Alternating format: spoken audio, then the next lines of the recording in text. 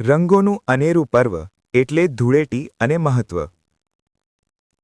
હોળીના બીજા દિવસે ધૂળેટીનો તહેવાર ઉજવવામાં આવે છે. આ વખતે વચ્ચે પડતર દિવસ થતા 4 માર્ચે ધૂળેટી છે. આ દિવસે સવારથી સૌ કોઈ નાના મોટા એકબીજા પર અબીલ, ગુલાલ તેમજ નિત નવા રંગો છાંટી રંગોની વર્ષામાં તરબોળ થઈને પોતાનો ઉત્સાહ અને આનંદ વ્યક્ત કરે છે. કેટલાક લોકો આ દિવસે ભગવાન શિવને યાદ કરી ભાંગના નશાનો આનંદ લઈને મસ્ત બનીને નાચે છે. ધૂળેટીનો તહેવાર એકબીજાને ગુલાલ લગાવવી અને રંગ છાંટવો સામાજિક મેળ મિલાપ અને ભાઈચારાની એકતાનું પ્રતીક છે.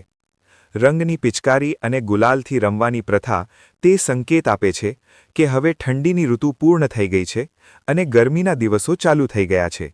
તેથી હવે ગરમ પાણીથી નહાવાની કોઈ જ જરૂરત નથી. હવે ઠંડા પાણીથી નહાવામાં કોઈ જ નુકસાન નથી.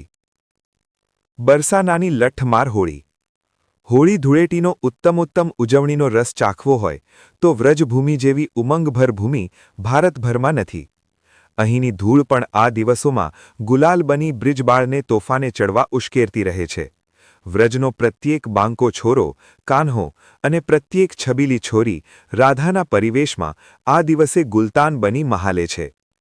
હોળીના વિવિધ લોકગીતો જેવા કે ફાગ, ધ્રુપદ, ધમાર, રસિયા, રંગ કે ડફકી હોરી જેવા ઋતુગીતો વ્રજના દરેક નરનારીના મુખેથી લયબદ્ધ રીતે વહ્યા કરે છે.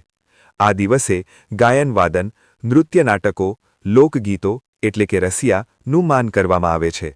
સામૂહિક રીતે ઘણા જ અવનવા કાર્યક્રમોથી વ્રજભૂમિની ગલી ગલી રાસલીલાઓથી ઉભરાય છે.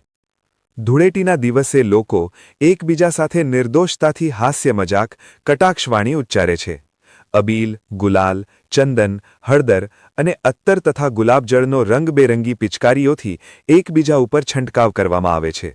આ ઉપરાંત એકબીજા પ્રત્યે મીઠાશ ટકી રહે તે હેતુથી અવનવી વાનગીઓ પીરસવાનો પણ કાર્યક્રમ યોજાય છે.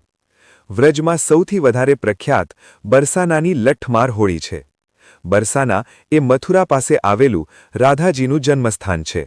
અહીંની લઠ્ઠમાર હોળીની ખાસિયત એ છે કે બરસાના ગામની સ્ત્રીઓ શણગાર સજી લાંબા ઘૂમટા તાણીને ખાસ પ્રકારથી તૈયાર કરવામાં આવેલ કલાત્મક લાઠી દ્વારા હોળી ખેલવા તૈયાર રહે છે.